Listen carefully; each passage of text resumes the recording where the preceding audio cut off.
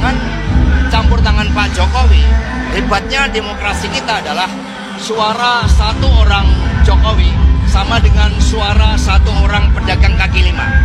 Dan kita lebih memilih pedagang kaki lima. Suara pedagang kaki lima itulah hebatnya demokrasi. Sehingga dengan cawe-cawe Pak Jokowi di luar wilayahnya, ini menunjukkan suatu arus balik. Dukungan Mas Pram dan Rano Karno makin besar sehingga kami optimis bisa menang. Ya nanti dilihat. Tapi yakin nih Pak Jokowi Nggak usah sombong. Anies Baswedan itu jago mengelola kata, bukan jago mengelola kota. Jadi kalau saya singkatnya begini, saya tanya, kalau ada orang lapar datang ke Prabowo, dia kasih makan. Kalau datang ke Anies, makannya nggak dapat, pemikirannya nggak dapat, tapi dikasih cerita. Karena rakyat sendiri kan sudah menceritakan kinerjanya, sumur resapan yang tidak membawa daya manfaat, apa yang dilakukan oleh Presiden Jokowi yang begitu baik di Jakarta tidak dilanjutkan, sosok itu tidak memiliki banyak prestasi, ya kemudian menciptakan sepertinya ada hambatan. Nah, ini parah nih. PDIP sorot anggaran trek Formula E kerap berubah, minta KPK Polri usut. Loh, kan kemarin di podcast Hasto ngomongnya Pak Jokowi yang kriminalisasi Anies. Ini parah nih. Nggak taunya Partai Kebol sendiri yang kriminalisasi. Gimana sih ini? Kacau kayak gini. Hanya karena kebencian terhadap Pak Jokowi segala cara dilakukan. Kacau ini kayak gini. Pak Hasto, ini gimana nih? Kemarin di podcast ngomongnya Pak Jokowi yang kriminalisasi. Nggak taunya partai Anda sendiri. Ini gimana ini? Semoga diberikan keadilan atas praktek-praktek kekuasaan yang tidak benar ini.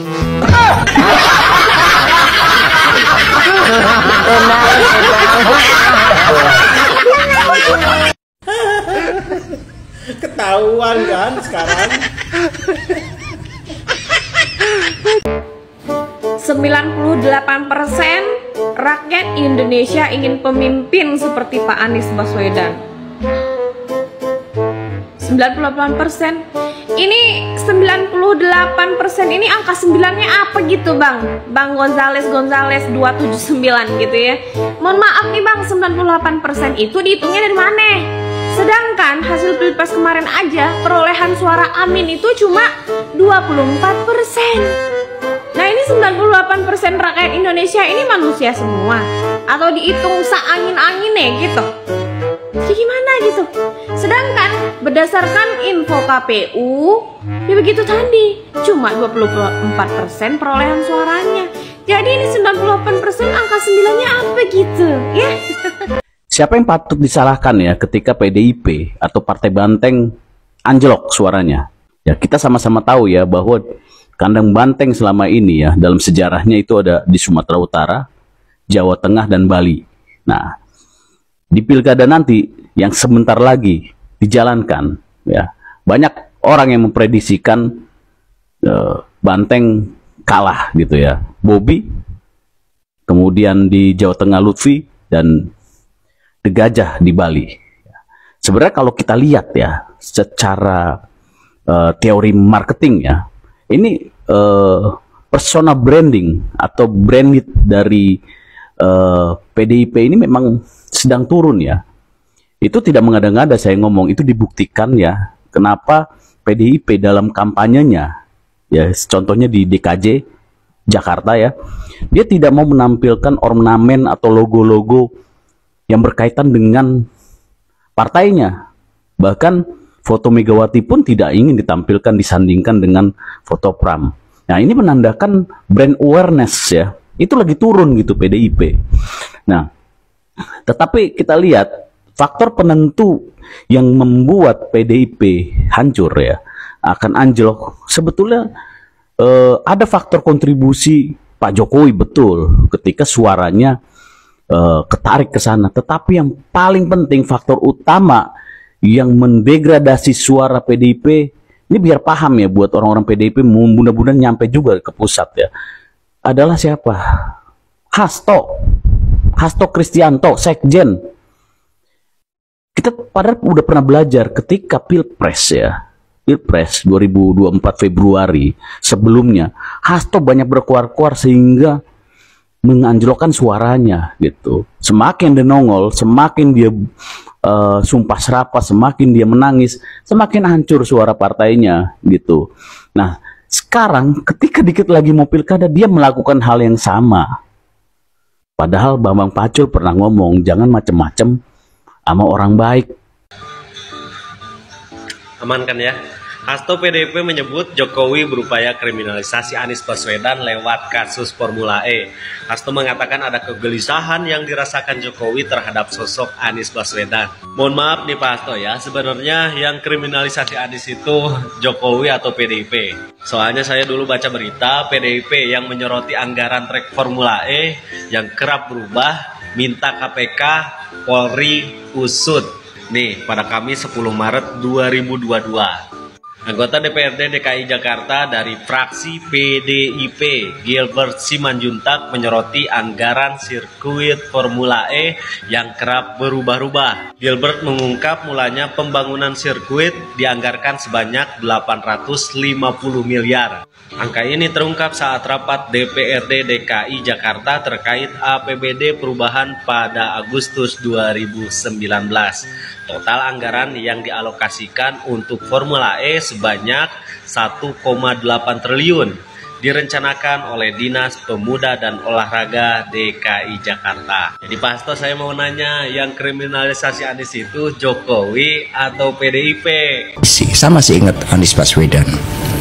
Ketika Anies Baswedan itu dikriminalisasi, itu Pak Presiden Jokowi berbicara dengan saya. Pak Hasto, lagi-lagi Anda ini mengeluarkan statement yang nadanya memprovokasi orang banyak sehingga memberikan informasi yang misleading atau memframing buruk terhadap seseorang ya. Sekelas politisi nasional yang selalu memberikan fitnahan dan disinformasi terhadap orang banyak. Apakah ini ada hubungannya dengan keputusan Pak Joko Widodo untuk berhenti dari perahu yang sama-sama kalian tumpangi? Sebagai seorang politisi, seharusnya Pak Hasto bisa memberikan pencerahan dan ilmu serta edukasi untuk orang banyak.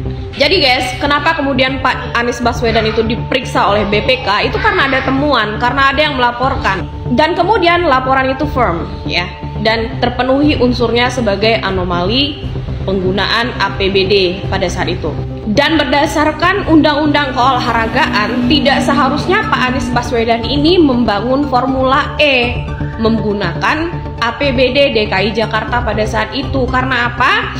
Yang hanya boleh dibangun menggunakan APBD adalah sarana olahraga yang diminati secara masif oleh orang-orang.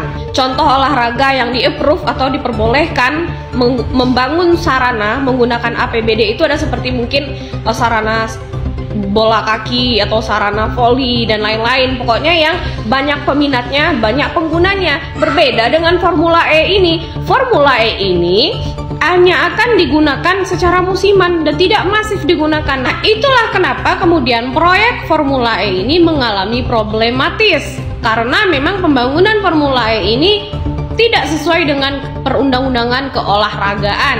Juga dia menggunakan APBD. Tidak seharusnya Formula E ini dibangun menggunakan APBD. Nah itu yang membuat terpenuhinya unsur penyelewengan penggunaan APBD oleh Pak Anies Baswedan. Kemudian kenapa Pak Anies Baswedan beberapa kali diperiksa oleh pihak-pihak terkait. Jadi Pak Hasto ini sudah secara terang-terangan melakukan fitnah, melakukan disinformasi, fitnah dan kebencian terhadap Pak Joko Widodo dengan melakukan misleading terhadap informasi yang seharusnya Pak Hasto sampaikan sebenar-benarnya.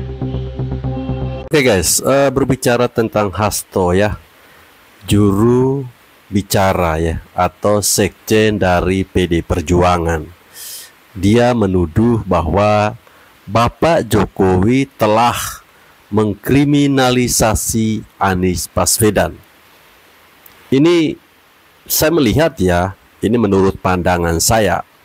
Mungkin teman-teman punya pandangan tersendiri. Saya melihat bahwa si Hasto ini ya apa yang dia bicarakan dalam sebuah podcast itu sama saja dia menelanjangi dirinya sendiri. Semua orang tahu ya, semua orang tahu kalau Pak Jokowi dulu adalah kader dari Partai PDI Perjuangan. Dan semua orang juga tahu bahwa Ibu Ketua Umum PDI Perjuangan Megawati Soekarno Putri pernah mengatakan bahwa siapapun kader yang ditugaskan itu adalah petugas partai. Artinya harus nurut dan manut kepada Ibu Ketua Umum. Pertanyaan saya, apakah yang dibicarakan oleh si Hasto ini ketika dulu yang menurut si Hasto katanya Pak Jokowi mengkriminalisasi Anies Baswedan itu atas perintah dari Ibu Ketua Umum? Kan menurut PDI Perjuangan bahwa Pak Jokowi itu petugas partai. Artinya harus nurut dan manut kepada Ibu Ketua Umum. Ya, sudahlah Pak Hasto.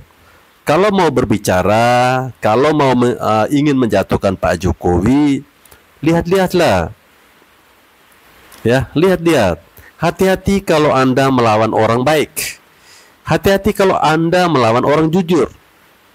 Maka akibat yang Anda dan partai Anda rasakan pasti akan fatal. Ya, itu pasti akan fatal. Ya, ini sudah dibuktikan ketika Pilpres kemarin bahwa sosok Jokowi sangat berpengaruh besar atas kemenangan Prabowo Gibran. Bahwa sosok Bapak Jokowi sangat-sangat berpengaruh besar atas kekalahan pasangan Ganjar Mahfud. Bahkan masyarakat Indonesia yang mencintai Bapak Jokowi menghukum PDI Perjuangan dengan Ganjar Pranowo itu dengan angka 16% suara. Itu harus kalian baca bahwa politik sekarang beda dengan politik dulu. Kira-kira seperti itu ya Pak Hasto? Pak Hasto sekarang lagi jadi Superman, seakan-akan jadi Superman gitu, cuman gara-gara bilang kalau yang kriminalisasi Anies Baswedan Formula E itu Mulyono. Seakan-akan jadi Superman tuh, kayak gitu tuh ya kan. Padahal kalau lu mau tahu dan lu cari tahu, waktu itu Bapak Mulyono itu kader PDIP ya. Dan PDIP itu mayoritas terbanyak di parlemen. Parlemen itu apaan? DPR, legislatif. Fungsi legislatif itu apa? Mengawasi perjalanan pemerintahan yang dilakukan oleh eksekutif. Eksekutifnya siapa? Mulyono juga. Kalau Bapak Hasto ngomong kayak gitu, berarti dia dan seluruh partainya dan kader-kader yang ada di parlemen nggak berbuat apa-apa tuh. Padahal legasinya itu mereka harus mengawasi Bapak Mulyono. Karena berhubung satu partai, jadi nggak diawasi tuh, suka-suka Mulyono aja. Secara nggak langsung itu yang mau dibuktikan sama si Hasto. Jadi mereka sama aja. Jadi pertanyaan gue, kenapa baru sekarang? Kemarin-kemarin kemana aja? Hasto mau so jadi Superman kesiangan. Kalau gue jadi hostnya, yang gue tanyain tuh bukan itu. Yang gue tanyain kenapa di spanduk Pramono Rano nggak pernah ada logo PDIP atau logo Megawati. Kenapa? Apa mau menghilangkan memori masyarakat terhadap kekuasaan PDIP 10 tahun ke belakang yang nggak berpihak sama masyarakat? Itu tujuannya. Kenapa nggak pakai logo Bu Megawati? Apa mau menghilangkan status kaderisasi ya kan? Kalau kader-kader PDIP itu petugas partai, itu tujuannya. Kemarin gue ngeliat podcast tuh Bambang Pacul dan Deddy Kobuser, ketika ditanya mau mengikuti rakyat atau kader partai, malah dijawab mau mengikuti ketua partai. Ya udah zong jadinya. Alasan terkuat gue nggak mau mengikuti Pak Anies mendukung PDIP karena satu, ya mungkin yang lain nggak ngerasain itu juga mungkin ya. Karena waktu yang gue habiskan lebih banyak untuk melawan PDIP ketimbang mengikuti Pak Anies. Kalau lu lihat dulu ada mahasiswa menaiki water cannon di dalam RUU KUHP, itu ada gua. Kalau lu lihat dulu ada aksi demo yang bersama anak STM, itu ada gua juga. Kalau lu dulu lihat berita di mana ada halte kebakar di Jakarta, itu ada gua. Kalau lu lihat dulu ada mahasiswa yang terdesak oleh aparat terus ditemui oleh Anies Rashid Baswedan, di situ juga ada gua. Kalau lu lihat waktu itu Ade Armando dikeroyok masa aksi demonstrasi, di situ juga ada gua. Mungkin sebagian orang sekarang pendukungnya Pak Anies yang mendukung PDIP itu dengan dalil mengikuti Pak Anies nggak merasakan waktu itu bagaimana rasanya ditembakin gas air mata yang kadaluarsa lagi. Nggak pernah melihat di mana mahasiswi itu nggak bisa napas, pingsan di tengah-tengah demonstrasi, nggak merasakan gimana rasanya hampir tertabrak barakuda. Gak pernah merasakan itu, mungkin ya mudah-mudahan mereka merasakannya nanti next time gitu ya. Jadi menurut gua agak idiot aja gitu dia memaklumi 10 tahun kesalahan yang dibuat PDIP ya kan, dengan begitu mudahnya, dan dia juga begitu mudahnya gitu menyalahkan PKS yang dimana 10 tahun itu pernah menjadi oposisi gitu. Gak apple to apple aja ya kan, ibaratnya lu sekarang membela orang yang 10 tahun udah kenyang dan lu menyalahkan orang yang 10 tahun udah lapar gitu menjadi oposisi. Jadi ya idiot aja menurut gua. Dan gua juga nggak mungkin ngelupain di mana kadernya itu melakukan korupsi di mana masyarakat kita sedang sangat sulit, yaitu di saat pandemi. Gua nggak mungkin ngelupain itu, di mana masyarakat kita lagi susah nyari makan, dapat bansosnya dikorupsi. Ya tapi gua maklumin sih, namanya juga masyarakat kita ya kan, yang gampang lupa, yang gampang juga kagum. Ya, 2029 menuju Indonesia cemas. Semoga diberikan keadilan atas praktek-praktek kekuasaan yang tidak benar ini. Terima kasih. Terima kasih. Apakah akan dicari tahu siapa yang menyebarkan foto-foto dan mengambil langkah hukum? Terima kasih. Kami semua menangis. Para kiai menangis. Ibu Megawati menangis. Kami tidak menyalahkan. Jadi Hasto ini adalah konsumen sekaligus produsen hoax. Ini pernyataan yang datang dari saya ya. Mas Hasto, Anda ini konsumen hoax dan produsen hoax. Gitu. Artinya dia sedang memancing Pak Jokowi untuk melakukan laporan ini. Nah, bukan Pak Jokowi. Ya, bukan Pak Jokowi saja. Ya, oh iya. Terutama polisi. Ya. Jadi dia ini mancing, mungkin tadi ya, anggaplah ya Pak Jokowi untuk melaporkan dia. Ya. Mancing polisi untuk nangkap dia. Iya, Mas Hasto ini mancing di polisi untuk nangkap dia. Justru itu adalah jebakan Batman dari Hasto. Tangannya jangan terlalu kencang. Tangannya jangan terlalu kencang. Oh gitu ya? Enggak. Tolong mejanya diganti. Mejanya diganti. Ya. Justru Mas Hasto itu ya sedang berusaha agar memang betul-betul dia ditangkap. Karena kalau nanti dia ditangkap, dia akan kembangkan ini menjadi isu nasional yang lebih besar lagi. Apa lagi itu berarti? Bahwa dia mengalami kriminalisasi. Nanti akan muncul tuh teman-temannya yang ikut mendukung dia. Said Didu. Mungkin nanti Pak Din Samsudin. Mungkin kawan kita Refli Harun. Mungkin muncul nanti siapa tuh? Rocky Gerung lah. Rocky Gerung pasti. Kan? Siapa lagi? Mungkin nanti Ferry Amsari, mungkin nanti Bivitri Susanti, ya kan? Kawan kita semua mungkin itu. Nanti Amin Rais, bukan mungkin. Pasti nanti Amin Rais. Gitu, iya. Ini hebatnya ini bisa mengundang kita tertawa karena memang pengetahuannya banyak. Kita sudah bisa baca skenario ini, gitu. Ini kan sama juga dengan Said Didu, ya kan? Wah, dilaporkan ke polisi, langsung dia bilang saya dikriminalisasi karena membela rakyat, ya kan? Muncul pembelaan dari banyak pihak, gitu loh. Nah, ini modus operandi yang sedang dijalankan atau sedang disiapkan oleh Hasto Kristianto, gitu loh.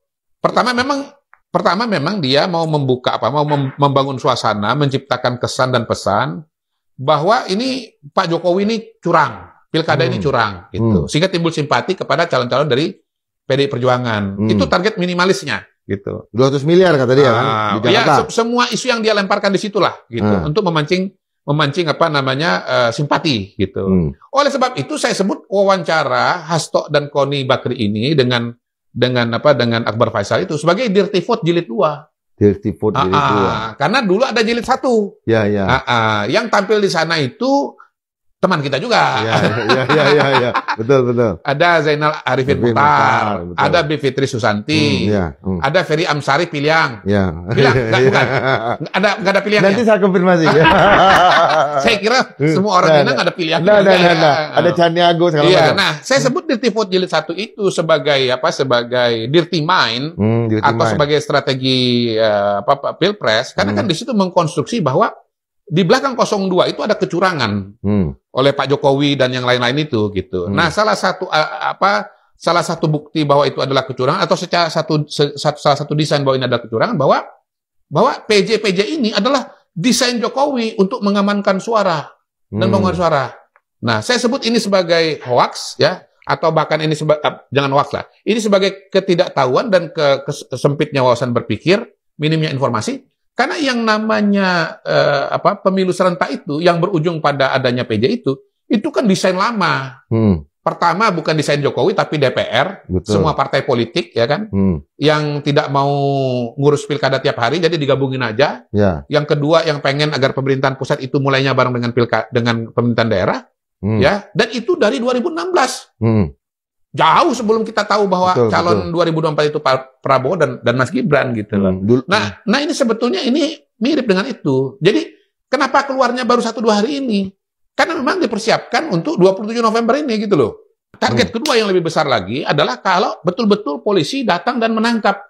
Nah, itu jackpot buat Hasto. Itu yang ditunggu-tunggu. Makanya Mas Hasto, saya siap menyongsong 1 juta peluru.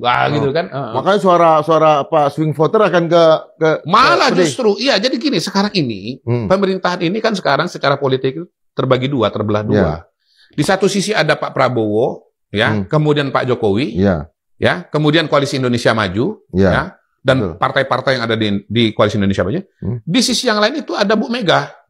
Kalau bicara kepartaian, PDI Perjuangan di luar pemerintahan. Nah, ditambah dengan Anies Baswedan. Gitu. Jadi oposisi pada hari ini penghuninya itu kalau yang kalau kita urutkan itu ada Megawati, ada Anies Baswedan gitu. Dan juga ada satu lagi Osman Sabtaodang. Nah, itu pilihan itu. Pilihan. Oh ya, pilihan itu. Iya. Jadi ada juga siapa? Amin Rais. Gitu. Ada Amin Rais. Nah, pembelahan ini sekarang itu yang kemudian kurang lebih bayang-bayangnya itu mewarnai proses pilkada yang terjadi. Gitu. Terutama di daerah-daerah yang kompetitif, yaitu Jawa Tengah dan Jakarta. Nah, ada kepentingan dari calon-calon yang di belakang tokoh-tokoh yang berada di belakang Andika Hendi dan di belakangnya Pram dan Rano untuk memperbesar kolam suara. Kolam suara apa? Kolam suara oposisi gitu. Nah, caranya dengan apa? Dengan ya tadi melontarkan isu ini, ya, isu bahwa Hasto tersangka gitu. Dan jackpot yang ditunggu-tunggu adalah Hasto betul-betul tersangka dan ditangkap gitu. Karena akan ada empati ya. Karena akan ada empati. Yang biasanya yang belum memilih ini kan kelompok rasional. Betul. Kelompok akademik. Ya. Orang-orang yang berpikir. Jadi kalau orang melihat seperti itu kan sejak awal ini mancing buat mereka. Supaya kan perasaannya perasaan mereka ini menjadi terluka, simpati, kasihan gitu. Kalau Hasto ditangkap, dia kan Hasto ini kan membayangkan dirinya ini sebagai Bung Karno jilid 2. Kan dia cerita dalam podcast itu, dulu Bung Karno ditangkap, lalu kemudian banyak simpati gitu. Dan bahwa Prabowo dan Jokowi ini adalah Belanda. Gitu. Iya. Itu yang mau dibangun dengan podcast itu gitu. Tapi kan Pak Prabowo bukan Belanda. Pak Jokowi bukan Belanda gitu. Dan Mas Hasto bukan Bung Karno. yang saya mau tangkap juga nih Pak Mas Hasto ya, yang saya tangkap nih seolah-olah nih kita masih di zaman kerajaan, nggak ada demokrasi. Itu yang dibangun oleh beliau. Itu yang dikonstruksi oleh beliau bahwa misalnya Pak Joko, bahwa kita hidup di zaman kerajaan, mau dibikin jadi kerajaan. Loh, kerajaan dari mana kok? De facto de jure sistem kita presidensial. De facto de jure kita demokrasi. De facto de jure ada pemilu. PDI Perjuangan ikut bertarung sebagai kontestan pemilu legislatif. Caleg-calegnya maju, ya. Sekarang dilantik jadi anggota DPR. Ketua DPR PDI Perjuangan, ya kan? Kalau kerajaan nggak ada cerita Puan Maharani itu jadi ketua DPR, nggak ada cerita. Betul. Ya kan? Rakyat bebas, rakyat bisa memilih mau pilih Prabowo, mau pilih Ganjar atau pilih Anies gitu loh. Jangan karena rakyat yang milih Ganjar cuma 16%, 17%, lalu kalah, lalu disalahkan ini adalah kerajaan. Nggak aci dong, gitu. Lagian di podcast itu masa masa Pak Prabowo ada, Pak Jokowi ada Bobi, ada Gibran jadi calon, disebut ini kerajaan. Tapi Mbak Puan maju anggota DPR, jadi ketua DPR, anaknya Mbak Puan jadi anggota DPR, itu nggak disebut sama sekali, kan nggak adil ini. Kemudian ada kawan kita yang harus mundur dari DPR setelah terpilih untuk siapa tuh, Dang? Arteria Dahlan. Di atasnya ada lagi 2 orang tuh. Siapa lagi? Kan sebelum Arteria kan ada satu. Ada lagi ya. Ya, kemudian dia nomor 4 kan? Iya. Nomor 4 jadi nomor 1. Ada juga tuh yang jadi anggota DPR terpilih lalu kemudian dibawa ke Mahkamah Kehormatan gitu. Batal. Iya. Jadi anggota DPR gitu. Kawan kita yang masuk juga, Boni Triana. Boni, nanti harus ada di sini ya. Nanti ke sini gitu. Lalu kemudian apa tuh? Ya intinya dibilang bahwa ini semua adalah kerajaan gitu. Gimana? Sebetulnya yang disebut kerajaan itu sekarang kan partai politik kan? Dalam arti apa sistemnya ke bawah. Oh gitu. Kerajaan artinya kan partai bisa disebut sebagai kerajaan politik. Terutama yang ketua umumnya nggak ganti-ganti kan? Kenalan. Itu kerajaan yang sesungguhnya. Ya aku udah pulas-pulas loh. Yang sesungguhnya itu. Kita udah pulas-pulas ini Mas, udah bongkar lagi. Iya, itu kan kerajaan itu kan ketua umumnya nggak pernah ganti-ganti. Terus kemudian posisi-posisi elit itu memang keluarganya kan begitu kan. Lalu kemudian kalau ada acara-acara bajunya warnanya beda. Itu dia. Ini dapat umpan lambung terus. Ya itu tidak bisa dibantahkan ya bahwa PDI Perjuangan adalah satu-satunya partai yang sampai hari ini ketua umumnya belum pernah diganti ya. Sejak berdiri ya. Sejak berdirinya PDI Perjuangan belum pernah diganti ketua umumnya. Artinya kalau mau berbicara tentang dinasti mungkin ya inilah partai PDI Perjuangan. Kita melihat ketua umumnya Ibu Megawati, kemudian ketua DPR-nya anaknya Ibu Megawati, kemudian ada anggota DPR yang dari PDI Perjuangan rela mengundurkan diri demi cucunya Ibu Megawati ya. Jadi ya sesungguhnya yang dinasti adalah ini, tapi orang-orang tidak mempersoalkan itu ya. Tapi ketika Pak Jokowi melalui anaknya Gibran, melalui mantunya, itu dipersoalkan oleh mereka. Ya memang ya, kita kembali kepada Hasto. Hasto yang menurut saya dia lebih cocok menjadi seorang tukang mancing.